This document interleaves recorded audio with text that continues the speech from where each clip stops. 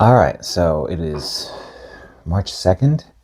I was going to shoot something yesterday, but then kind of ran out of time.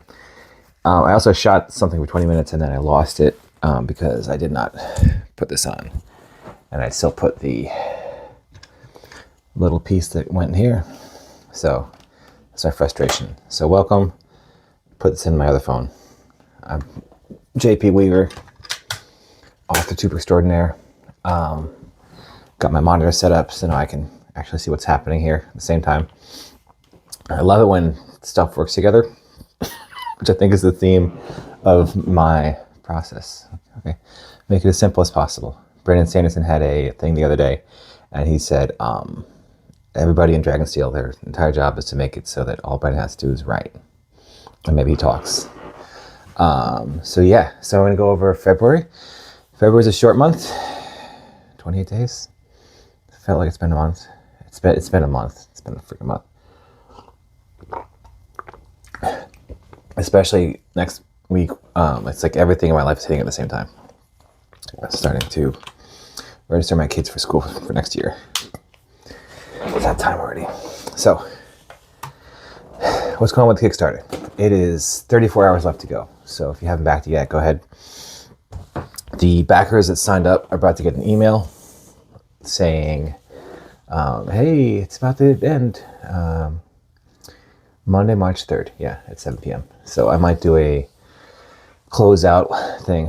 We funded twice what I thought we were going to fund. Not as much as I wanted, but it's the first time. I had a lot of feedback, a lot of good critical feedback, which I appreciate from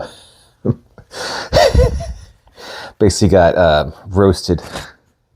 Some of my friends are like, hey, he went this really unprepared. I'm like, okay, yep, got it. Got it. Thank you so much. Yeah.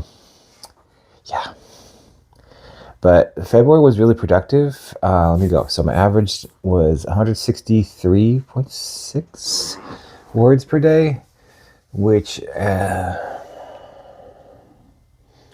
that's good. So I wrote 44,000. I'm not writing on weekends so much, or rather I should say, like I wrote, today's Sunday, I wrote 700 words yesterday, and most of that was in blog type stuff. I'm prepping. I have to do a end of Kickstarter announcement, and then every time I do a Kickstarter backer announcement, I like do a shout out for a different project. But I shout out all the projects that have asked me for shout outs so far, so I don't really have to. It's good. So I'm surprised to see. So what does I do? So I wrote 16,000 words for the final volume of Nathan Soulchild. I wrote 20,000 words for Bodega Cat. Nathan, I'm just kind of got 12 weeks to get to the ending, kicking it around and babying it a bit forward. I did not write my sci-fi novella. It's halfway done, but that was one sitting when I did half of it. I know where it's going to end. I need to pick it up. I have a block. I don't want to say I have a block, but I just haven't sat down with that because I'm trying to get ahead of Bodega Cat. I have a planned launch date in my mind, and I'm going to try to adhere to it. I'm not going to announce it yet, but if you could plot out the end of the one that's currently posting 3 chapters a week, you can kind of guess, because I want that to roll into the next one. It doesn't have to, but it's easier if I say at the end of one fiction in Royal Road, my serial fiction is done. Here's the next serial fiction. Bam. Which means that I just have to get my chapters in. I've got 13 chapters, 14 chapters, which means I have 2.5 days of posting because I'm going to post 10 on the first day, 2 on the second day. When I get to 24, then I start spreading out daily. And I want to have at least 70 to 80 chapters done, which in the 3 or 4 months until I post it, it'll be fine. Yeah, so that's what's currently going on. 40,000 words. How does that compare to last month? Last February, I wrote 22,000 words. That last February was also the second first month that since I've been writing. So I started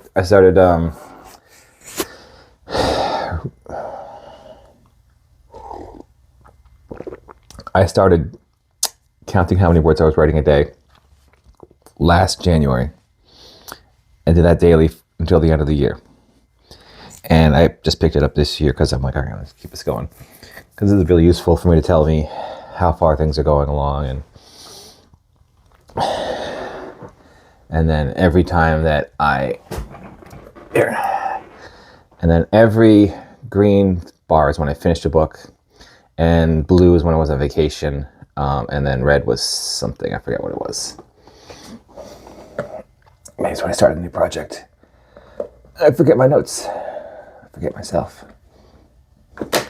What's this back here? Okay.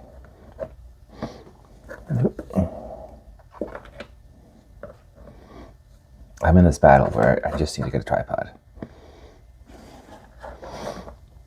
I'm sure someone in the chat's gonna be like, just get a tripod. And I'm gonna be like, it's $20. And they're gonna be like, it's $20, but then it'll be more professional. Oh well.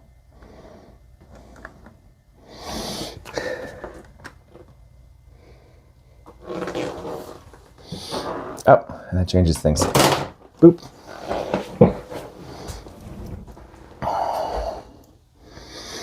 Yeah.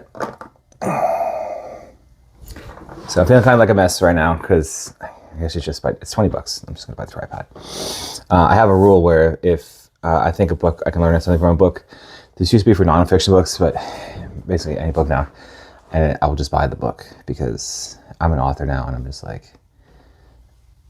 I'll do it. And then I'll probably do a review for them as well, especially if they have less reviews, which is one of the things that I thought was weird. So you start a Kickstarter, and then you're like in that ecosystem. All right, so here's the thing, like as a Royal Road author and then as a published author on Amazon, I'm looking for more reviews, right? And then all these guys,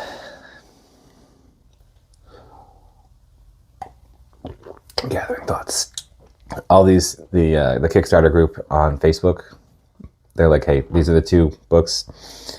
I'm not going to link them here. You can find them. They're good. The books are good. I read the first one. I'm like, I have a good idea.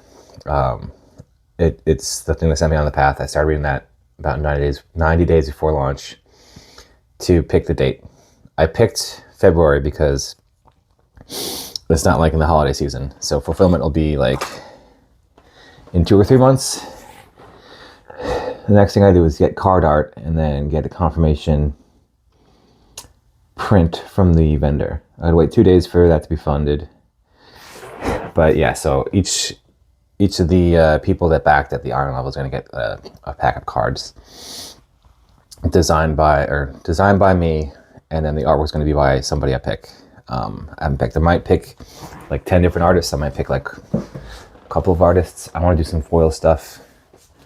Let me see. I got this. I want to do some foil stuff like this so it'll light up. I got this in a McDonald's pack, and I'm like, oh, shiny. But nothing too off the wall. So I probably need to find a board game maker and then talk to them about this. I don't know. So one day, there was one point in time when I thought in my life I wanted to be a board game designer because I played so many board games, and now I'm just like, that's a lot of work to get someone to play your game. It's not that there's a lower bar to area. It's not like there's a lower bar to getting into reading a fiction, but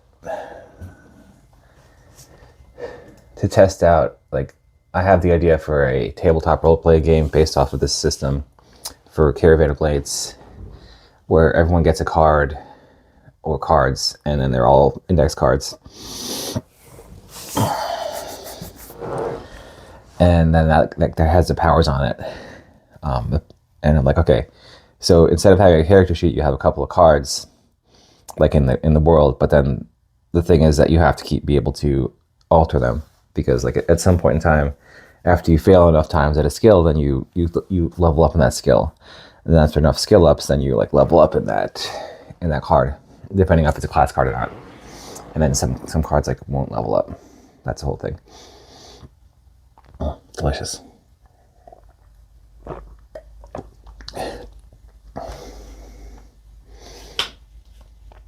Where was I? Okay, so February's good. I think I'm back in the groove. 2 of my fictions ended in February. Gamer Manager ended, and Caravan of Blades ended. And so I feel like I have so much free time now that I don't have to manage 3 fictions. Not only that, like I have to go through line editing for Caravan of Blades. I'm like, oh, this is going to be like not only am I done with it, now I'm going to be like finished with it, and it's going to be out in the world in a different format, and it has its own life then. Like someone else is going to take a look at it and enjoy it. Not in Railroad on Amazon. And novelizing.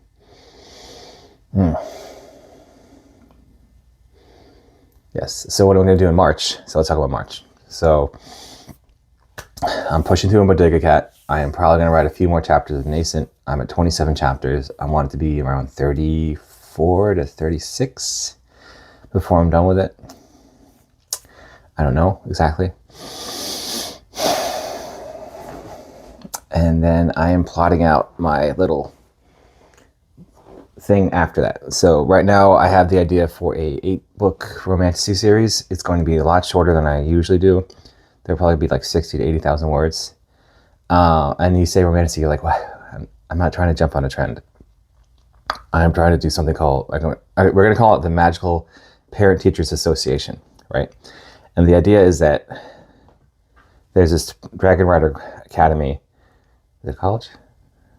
No, it's a wizard. There's this wizard college here where like 10% of the student body like dies every year because things happen. Think King Killer Chronicles or Practical Guide to Sorcery. Then there's like a Dragon Rider College where like half the student body normally dies for no reason. So it's from the perspective of the parents of these kids. At least that's how it's going to start. Like at least one of the protagonists is going to be a parent of a child going to one of these academies that are just like killing off kids for no reason. And this all came back to like there's this series on YouTube and I think Instagram. It's like if I was the father of a YA protagonist and he's just like, oh, you're dating a vampire now? I mean, that's fine, but like we don't have blood in the fridge, like that kind of thing. I don't know. Originally, I was like, I'll make this modern day. Now I'm like, okay, I might probably just do this fantasy because I'm really inspired by A Practical Guide to Sorcery. So it's going to be a lot of like this protagonist has a child there, and they're like an adult, right? And like they're like either divorced, which is always funnier, or they're like widowed, but their kids got into this prestigious college, so they're moving there to support them, and then they have to get a job, right? So it's gonna be about that. Like I know everyone's like, oh, let's talk about romantasy from the perspective of what's been happening. I'm like, no, I don't care about that. I want consent kings. I want, what else they put in there? I want, they did what to you? And then the parents coming to the school administration be like, you made them jump off a parapet. Half their friends died. They can kill each other. Like, is that normal? And that's why I want to be like, okay. Because there's this thing, like, in fantasy, like, writer's like an orphan. Because they can just kind of, like, say no one's there to save them. But what if someone was there to save them? And it was funny. Huh? And then that's just like the backing fantasy to the romance, right? So like, I know you got your romance in my fantasy, you got my fantasy in my romance. There is a formula for romance. I've written a romance before. I had to go back and revisit it because I wrote like a novella. I have a novella romance out there. It's called Tales of the River Folk. I wrote part of the second one. I need to finish it. I kind of got lost in the sauce when I was like, I need to define this place they're going to. like the Wizard College, because they're all like woodland animals. If that sounds good, go take a look at it. It was the top 400. It was top 400 in Royal Road for a while.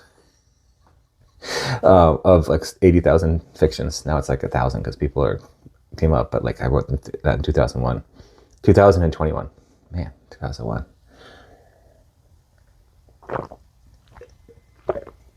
Yeah, that's good. I needed that. I'm gonna have my little cottage cheese and start cooking for the kids. Wake them up. Got some visitors. But yeah, so I hate just world building, but what I do need to do is I need to, if I'm going to write 8 books where the protagonists switch every book because they're going to be short, I have to kind of define the arc of the world. So that's why I'm like, all right, I'm taking all the things. My wife's reading through ACOTAR and Throne of Glass series, and I'm just like hearing all of her complaints about like protagonists. I'm just like, okay, I'm taking notes. I'm talking to my friends that write romantasy. I'm like, I'm taking notes. And now I'm just like, all right, I've seen all that. I've read all this. I read some of the stuff that is more spicy. This will probably have some spice in it. Because I'm an adult.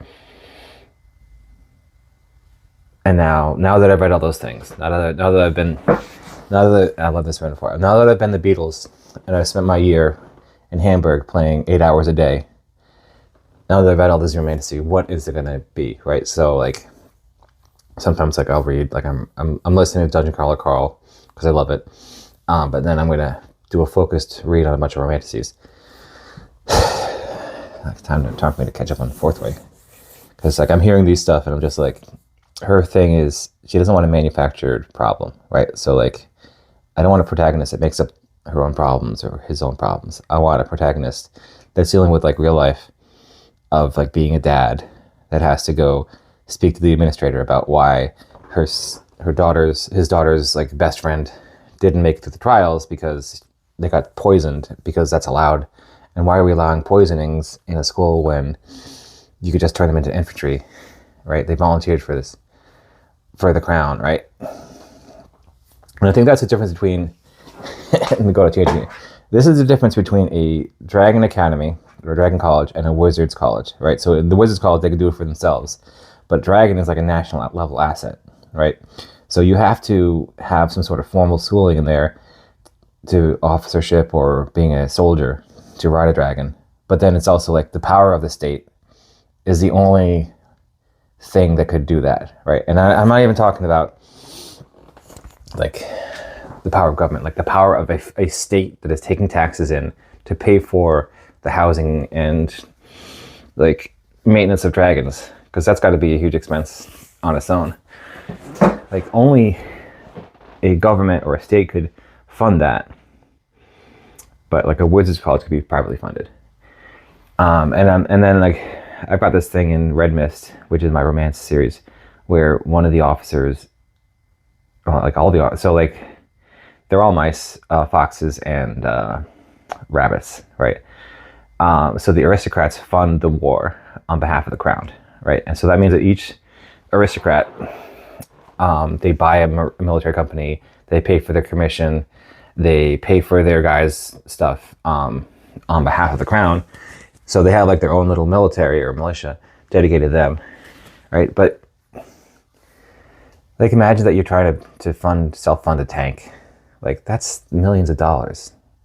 Imagine you're trying to self-fund like a brigade combat team with like hundreds of tanks, or even like a battalion with like 30 something tanks or 70 tanks. That's impossible, right? Like if each dragon is a tank and you are an aristocrat and you're just like, how am I supposed to fund this? Like, unless you are the person making the tanks, and even then, what? It's just unrealistic for anything lower than a government to pay for that, right? Like, because they gotta pay for procurement, they gotta pay for development, they gotta pay for that. So like, if I'm talking dragon equals tank, right, and you have to pay to maintain the dragons, like assuming the dragons don't have to maintain themselves, because like the central conceit of Fourth Wing and Basquiat is that the dragons are taken care of by the humans, because inside of the human lands is the dragons like breeding grounds, right? So they need to be safe there. I think that's all I got. I pause right there.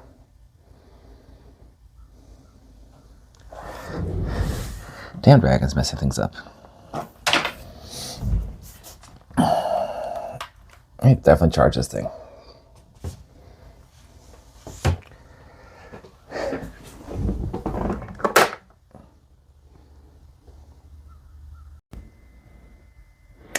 All right, so she died on the way. So I'm just gonna kind of summarize what's going on and add this at the end.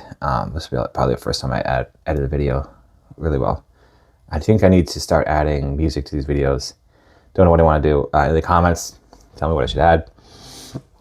I'm thinking something like Jay Dilla,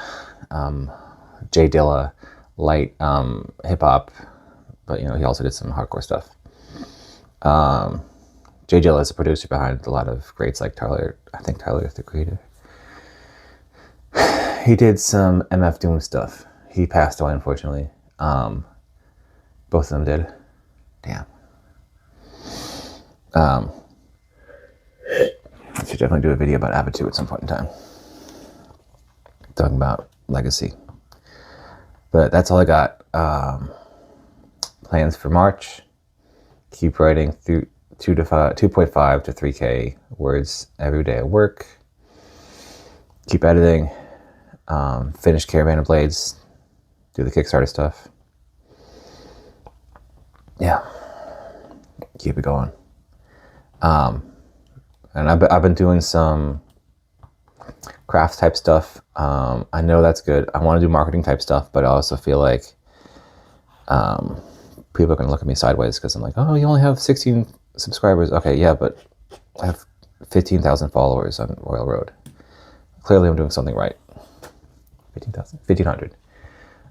My buddy has like 2,400 followers on Amazon. So there are numbers that count, and then there's numbers that are like kind of like a leading indicator. Number one in marketing, newsletter. So my newsletter is linked below. Sign up to get updates on my writing. The newsletter fans get fed first when I have an announcement.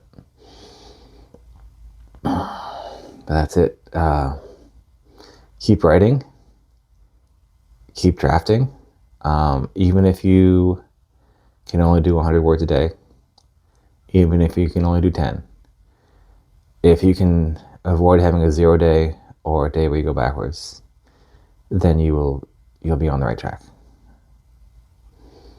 Yeah. Oh, and if you're a reader, keep reading, and then read something new. I think that's it.